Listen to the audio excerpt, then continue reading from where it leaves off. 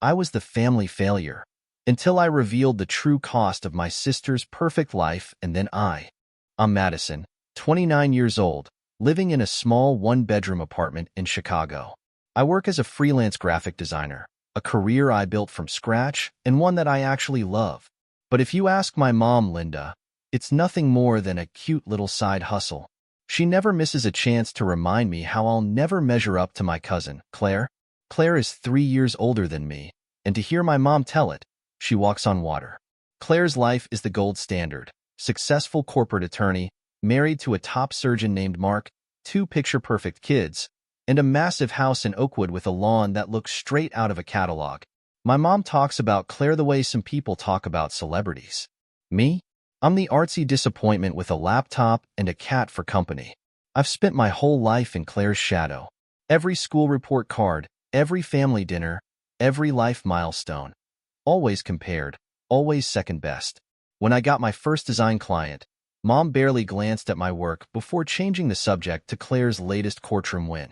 When I landed a big campaign, she asked why I didn't get a real job at a firm. Claire was the trophy. I was the consolation prize. Last summer, everything boiled over. We were at my Aunt Lisa's annual family barbecue, and as usual, Mom was front and center, bragging about Claire's latest charity event. Claire raised $20,000 for the Children's Hospital. She gushed, loud enough for the whole backyard to hear. And Mark? Oh, he's just been named one of the top surgeons in the state.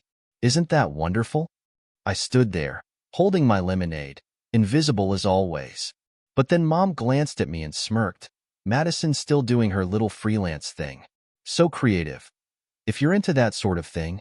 She laughed, and a few relatives chuckled awkwardly. That one hit me hard, right in the gut. My little thing pays my rent. My little thing is the career I fought for. But of course, next to Claire, it was nothing. I wanted to disappear, but something stopped me. Out of the corner of my eye, I noticed Mark, Claire's husband. He was standing off to the side, glued to his phone, his expression tense. He barely spoke to Claire all afternoon and left before dessert, claiming an emergency at the hospital. The whole thing felt off. That night, I did something I hadn't done in years. I scrolled through Claire's social media. Every post was perfect. The smiling family vacations, the gala events, the inspirational captions. But the more I scrolled, the more cracks I saw. One post caught my attention. 2 weekends ago, Claire posted a family getaway photo with a glowing caption about quality time. But in every shot, Mark was missing. Odd for someone who supposedly had the weekend off. Then there was a comment from someone named Melissa. Great seeing you last Friday. But Claire was supposedly out of town that night. It was small, but something about it felt off. The next day, I met up with my old high school friend Jordan at a coffee shop. We hadn't seen each other in ages, but conversation flowed easily. We laughed about high school until the topic turned to family. When I mentioned Claire, Jordan's expression shifted. You know, Jordan said, stirring their coffee slowly, Claire wasn't always the golden child. Back in college, she had a little incident. Almost got expelled for plagiarizing a law paper. She talked her way out of it, though. Privilege and charm, I guess.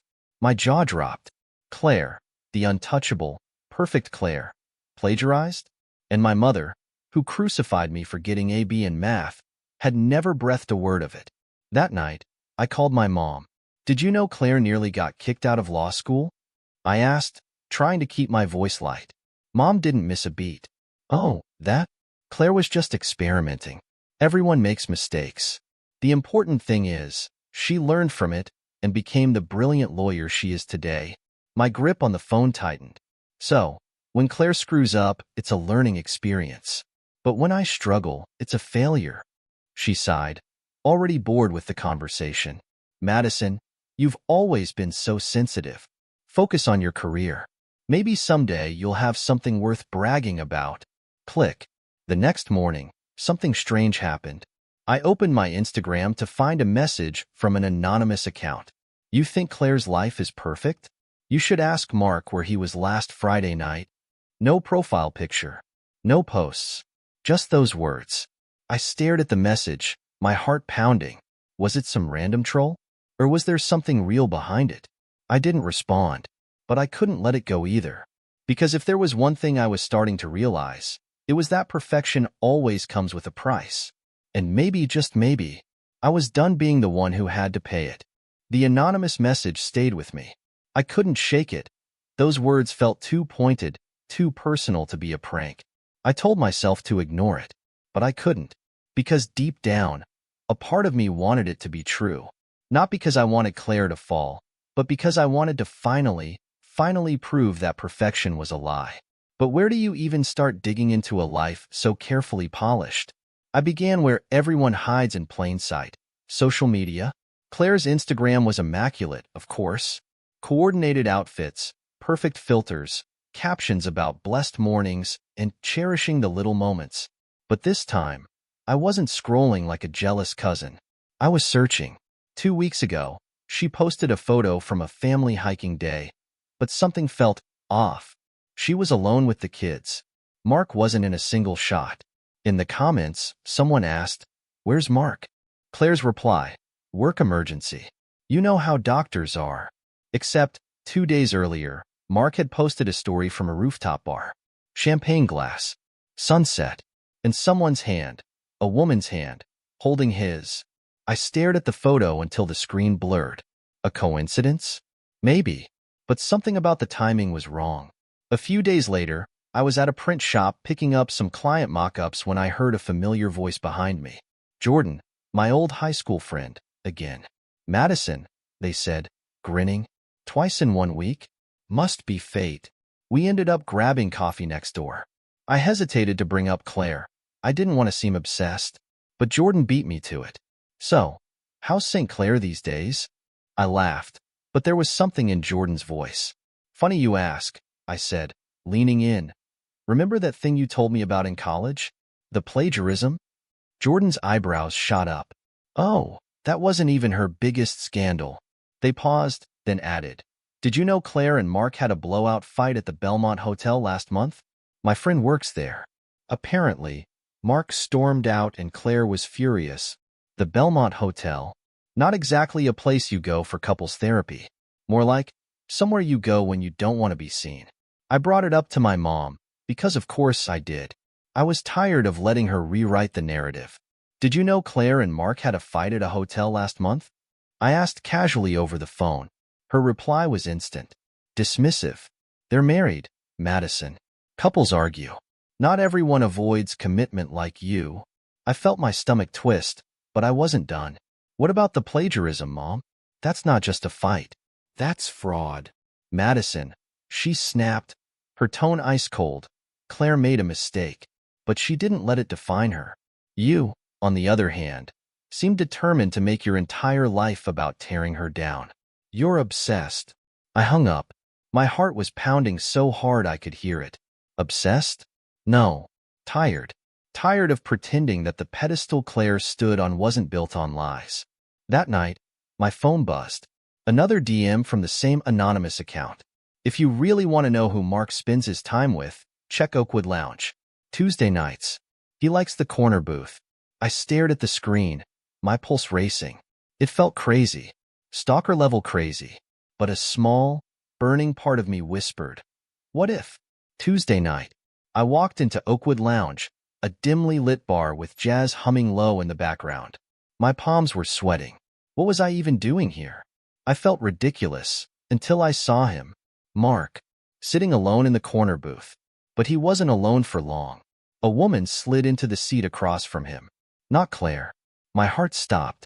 She was young, blonde, and laughing in that intimate way. Mark leaned in, his hand brushing hers. The way they sat, too close, too familiar. This wasn't a business meeting. I felt sick. But before I could decide whether to confront him or disappear, my phone buzzed again. Another message from the anonymous account. "Believe me now?" The next morning, I called Claire. My hands were shaking. But when she picked up, I froze. How do you tell someone their life is crumbling? So, I didn't. Not yet. Instead, I started with something else. Jordan told me about what happened in college.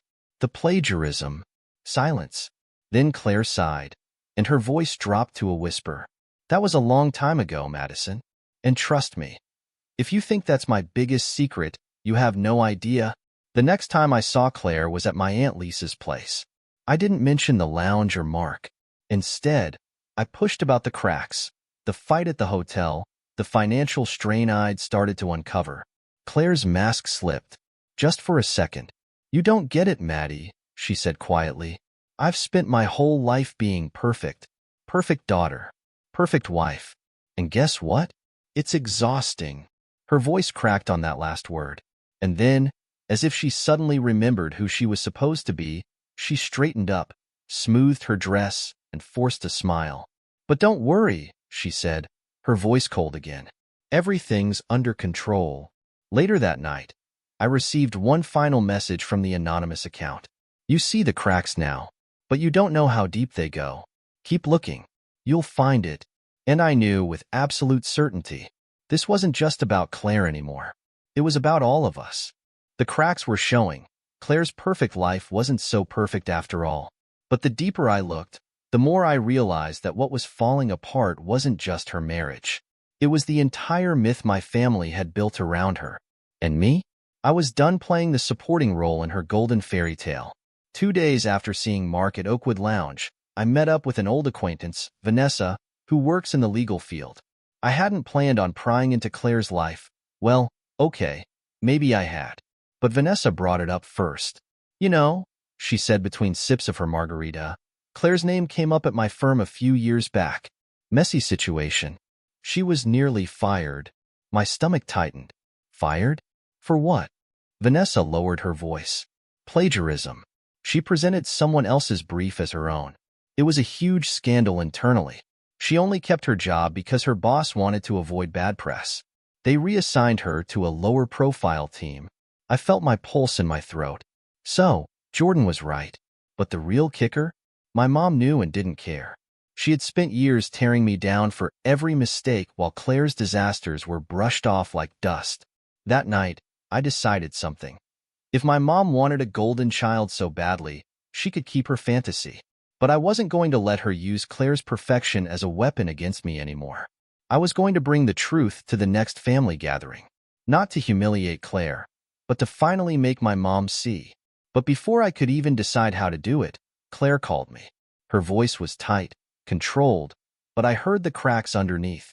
We need to talk. Alone. Tomorrow. We met at a quiet cafe on the north side of the city. Claire looked exhausted. No makeup, hair pulled back, like she hadn't slept in days. Are you enjoying this? She asked bitterly. Digging through my life? No, I shot back. But I'm tired of being told you're perfect while I'm nothing. I'm tired of mom's comparisons. And I'm really tired of pretending you're something you're not. Her eyes flashed with something I didn't expect, hurt. And then, like a dam breaking, the words poured out. You think I wanted to be the golden child? You think I don't feel it? Every single day? She shook her head. Mark, the house, the career. It's all falling apart, Maddie. We're drowning in debt. Mark's bad investments wiped us out. The house? We're months behind on payments. And, she paused, her voice cracking. And I know about the affair. I've known for months. I felt the air leave my lungs. Claire. She gave a dry, humorless laugh. But what am I supposed to do? Admit I failed? Let everyone know that their perfect Claire is a fraud? Mom would never forgive me for ruining her favorite fairy tale. I sat back, stunned. My whole life, I'd thought Claire was the enemy. But now, she just looked human. The next day, I got a text from my mom. Family dinner. Everyone's coming. Don't embarrass yourself. Typical. But I wasn't planning to embarrass myself. The tension at Aunt Lisa's house was thick enough to choke on. Mom was in her usual form, weaving Claire's latest successes into her stories for the relatives. Claire's balancing everything so beautifully, she gushed. You know, Maddie, you could learn a thing or two about hard work from her. I clenched my jaw, ready to snap, but Claire beat me to it. Actually, Mom, she said, her voice cutting through the room, I'm not balancing anything. Mark and I are separating. The house is going on the market. And, she hesitated only briefly, we're in debt. Deep. Everything you've been bragging about? It's a lie. The room fell dead silent. And then, Predictably, Mom turned her glare on me. You put these ideas in her head, she hissed. You've always been jealous of her. Stirring up trouble because you can't stand being second best. My blood boiled. Me. I shot back, my voice shaking. I didn't cause this, Mom. You did. You've spent years building Claire into something impossible. You didn't care if it broke her. As long as you could keep using her to tear me down. Claire's voice, soft but firm, joined mine. She's right, Mom. You made me so afraid to fail that I lost everything trying to look perfect. The fallout was immediate. Relatives whispered in shock. Some offered Claire their support. Others muttered that these things should have been kept private. But Mom? She refused to hear it. Claire, she said coldly, you've always been stronger than this. And you, her glare turned to me, should be ashamed. Dragging your cousin down with you. But something was different this time. Because a voice I never expected spoke up. Linda, my Aunt Lisa said sharply, stop. You've spent years idolizing an image. It's time you see your daughters for who they really are. I felt Claire's hand brush mine. A silent thank you.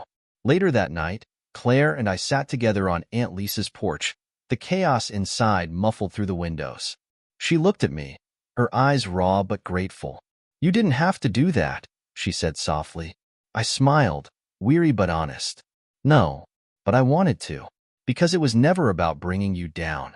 It was about, I paused, finally being seen. She squeezed my hand. I see you, Maddie. I wish I'd told you sooner. I've always envied you. You were free. Free to be real. I never was. The next morning, my phone buzzed. A message from Mom.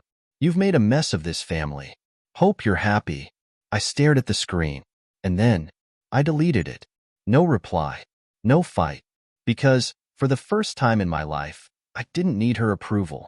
The dust from that family dinner didn't settle. It exploded. The next morning, my phone lit up with messages. Some from relatives I barely spoke to, others from cousins who suddenly had opinions about my outburst. Half of them were horrified that I'd humiliated Claire, and the other half were buzzing with sympathy, whispering that they'd always sensed something was off behind her perfect smile. But one message stood out. It was from Claire. Thank you. I meant what I said. You've always been braver than me. Of course, Mom wasn't done. She wasted no time in painting me as the villain of the story. I was the jealous troublemaker, the one who poisoned Claire's mind and wrecked the family's peace. I found out through my cousin Amber that Mom had been making calls, telling everyone I was digging into Claire's private life out of spite. She's always been bitter, Mom told them. Can't stand to see Claire succeed. I should have expected it, but hearing it still hit me like a slap. Meanwhile, Claire vanished. No social media posts. No responses to my texts. Not even a word through Aunt Lisa. She withdrew. From me, from the family, from everything. I started to wonder if I'd pushed her too far. If by dragging the truth into the light, I'd left her nowhere to hide. A week later, I was back at the cafe, trying to drown my anxiety in coffee when Vanessa messaged me. You should know, rumors are spreading in Claire's industry. Someone's talking about the plagiarism incident. It's getting ugly. My stomach dropped. I hadn't said a word to anyone. So who was leaking Claire's past? That night, I received another anonymous DM. The same account that had sent me the first messages about Mark. You wanted the truth.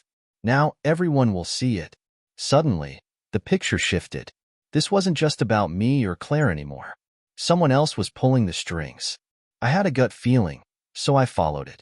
I called Aunt Lisa. Lisa, I asked carefully, do you know if anyone's been talking about Claire's situation? There was a long pause. Then, her voice dropped into something cold and bitter. You should talk to your mother. When I confronted Mom, she didn't even pretend to be surprised. You told them about Claire's plagiarism, I accused. She didn't deny it. I was protecting her, she said smoothly, her eyes hard. Better to control the narrative before someone else does. If the story's out, they can't use it against her. I was speechless. You exposed her. You fed the gossip. And you call me the troublemaker? Mom's face twisted. I made Claire, she snapped. Everything she is, everything she's achieved. It's because I pushed her. And you, her voice sharpened. You've done nothing but tear her down. I felt my hands shake. You didn't make Claire, I said, my voice shaking with rage. You broke her. You broke both of us trying to build your perfect fantasy. That night, as I sat on my couch, heart pounding and eyes burning from unshed tears, my phone rang. It was Claire. Her voice was tight, but not angry, just tired. I know, she said softly. I know it was Mom. I exhaled a shaky breath. Claire, But she cut me off. It's not your fault. She's been doing this our whole lives, hasn't she? Turning us against each other. Making us compete in a game neither of us wanted to play. There was a long pause. Then she said, I'm sorry, Maddie. I should have seen it sooner. But I let her use me. I let her hurt you through me. I felt a knot in my throat. Claire, I whispered, I never wanted to hurt you. I swallowed, my voice cracking. I just wanted it to stop. The family was splitting down the middle. Half stood by Mom, because they always had. The other half began to see what Claire and I had known for years. That Mom's obsession with perfection had left destruction in its wake. But Mom? She dug in deeper. Claire will bounce back, she told everyone. She's strong. She just needs to pull herself together. And I realized then, Mom didn't care about Claire. She cared about the image of Claire, the perfect reflection of her own impossible standards. 2 weeks later, the storm hit harder. Claire's personal struggles, the separation, the debt, and yes, the plagiarism scandal, started leaking beyond the family. Someone, a colleague, maybe, had fed the gossip to a business blog, and the fallout was immediate. Claire was devastated. And my mother? She blamed me. I told you, she hissed over the phone. You started this. You ruined her. But before I could answer, my phone buzzed with another call. It was Aunt Lisa. Lisa's voice was cold. It's over, Madison. Your mother just had a health scare. Fainted. They're admitting her for tests. Stress and high blood pressure. I felt the room tilt around me. What? Lisa's voice softened slightly. I thought you should know. But Madison, you should also know something else. Everyone's turning on her. The family's done with her games. And Claire's not defending her. The hospital smelled of antiseptic and regret. When I walked into the room, my mother was sitting up, pale but alert. She looked at me, her eyes sharp, but her voice was weaker than I'd ever heard it. You here to say I told you so? She said bitterly. I shook my head. No, Mom. I'm here because you're still my mother. But I need you to understand something. Claire and we never needed your perfection. We just needed you to love us. Her face flickered. I did love you, she said, her voice rough. I wanted you both to be better. No, I said softly. You wanted us to be what you never were. And it cost us everything. As I stood to leave, her voice, small, uncharacteristically soft, called me back. Madison, she murmured, staring down at her hands. I may have been too hard on you. I froze. It wasn't an apology, not really. But it was the closest thing to one I'd ever get. Sisters, not rivals. Claire met me in the hospital lobby. She looked worn down, but something in her eyes was lighter. You okay? She asked. I nodded. I think I might be. She smiled faintly. I've decided. I'm selling the house. Moving somewhere smaller with the kids. No more keeping up appearances. No more Mom's expectations. I felt something crack open in my chest. A strange, bittersweet relief. I'm proud of you, I said quietly. She looked at me, and for the first time, I saw not a rival, not a standard I could never reach, but my cousin, my friend, my sister. No, she said softly. I'm proud of us. The battle wasn't over. The family still gossiped. Mom still refused to let go completely. And Claire and well, we had years of damage to sort through. But for the first time in my life, I wasn't fighting against her. We were fighting together. And this time, we were fighting for ourselves. I thought the worst was over after the hospital. I thought maybe, just maybe, the truth had finally cracked through my mother's armor. But if there's one thing I've learned about people who build their lives on control, it's this. they don't let go easily. In the weeks after my mom's health scare, everything went quiet. No more family blow-ups. No more anonymous messages. Just silence. Claire kept her word. She sold the big house, moved into a smaller place with the kids, and started living. No more curated posts. No more playing perfect. She even started a blog called Unfiltered, sharing her experiences about pressure, perfection, and the cost of appearances. People were listening and, surprisingly, relating. As for me, for the first time in years, I felt free. I poured myself into my design work. Without the weight of comparison on my back, my creativity exploded, and it paid off. I landed a major campaign for a well-known lifestyle brand. It was the kind of job that could put me on the map. And guess what? People, our family, started noticing. Uncles, cousins, even distant relatives who barely remembered my name. Suddenly, they were asking about my work, complimenting me. My cousin Amber even asked if I could help her with branding for her new boutique. For the first time, I wasn't Claire's cousin. I was just Madison. And my mom? She hated it. Oh, she didn't say it outright, but her little comments said enough.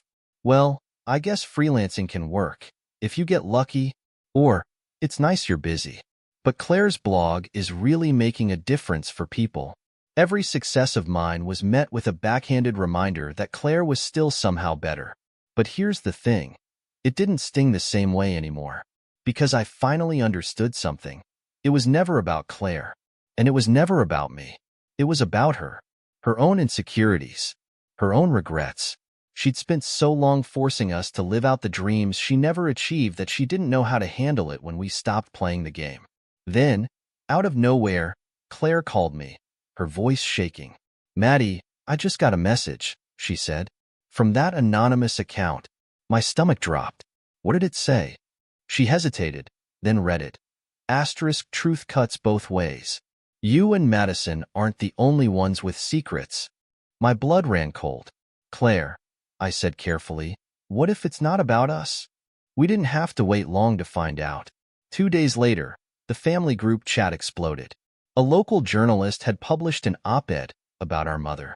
It detailed how, years ago, Mom had been involved in a major financial dispute at her old job. She'd covered it up, left the company quietly, and rebuilt her reputation. It wasn't illegal, but it was shady and deeply hypocritical for someone who preached about integrity and hard work. The source? An anonymous tip. I found my mom at home, pacing the living room with her phone in hand. She turned on me the second I walked in. "You," she snapped. "This is your doing." I stared at her, stunned. "Me? You think I felt anger, confusion, but mostly exhaustion. "I didn't do this, Mom. But maybe you should be asking yourself why someone did." Her face twisted. "You've always wanted to destroy me. Ever since." "No," I cut in, my voice low but shaking with emotion. "You destroyed yourself. You built this lie and then blamed us when it started cracking." She scoffed. "I did everything for this family. Everything for you and Claire. And how do you repay me?" "With betrayal." I felt something inside me snap. "No," I said, my voice cold now. "You didn't do it for us. You did it for you. You wanted trophies, not daughters. And guess what? We broke. Because people aren't trophies." She stared at me, her face tight with something I couldn't read. For once, she had nothing to say. The fallout from the article was brutal. Old colleagues whispered. Community members gossiped. But here's the irony. No one cared as much as she did. She wasn't ruined. She wasn't exiled. She was just exposed. And it destroyed her. Because Mom's entire identity was built on control, on perfection, on being above everyone else. And now, the mask was gone. In the chaos, something unexpected happened. The family changed. They didn't turn on us. In fact, they softened. The same people who once compared me to Claire started reaching out with kindness. Even the ones who'd always sided with Mom began to see the years of damage she'd caused. It wasn't pity. It was understanding. And for the first time, Claire and I weren't just surviving under the same roof of expectations. We were rebuilding, together. She kept writing, raw, real, and unfiltered. Her blog exploded. Not because she was perfect, but because she wasn't. And me? My work kept growing. I took on new clients, built my own brand, and I felt proud, not to prove something to Mom or to Claire, just for me. A month later, I visited Mom one last time. She was still reeling, still angry, but something was different. She looked tired. "I guess this is what you wanted," she said, her voice hollow. "You and Claire, together, and me alone." I sighed. "No, Mom. I never wanted you to be alone. I wanted you to see us. I wanted you to stop measuring our worth by what we weren't." She was silent for a long time. Then, barely a whisper, "I don't know how." I felt my throat tighten. "Then stop trying to be perfect. Just try to be real." She didn't answer, but she didn't argue either. And maybe that was something. The family didn't magically heal overnight. Claire and I still had scars. Mom was still Mom, and I didn't know if she'd ever truly change. But here's the thing. I didn't need her to anymore. Because for the first time, I wasn't living in anyone's shadow. Not Claire's, not Mom's, just mine. And that was enough.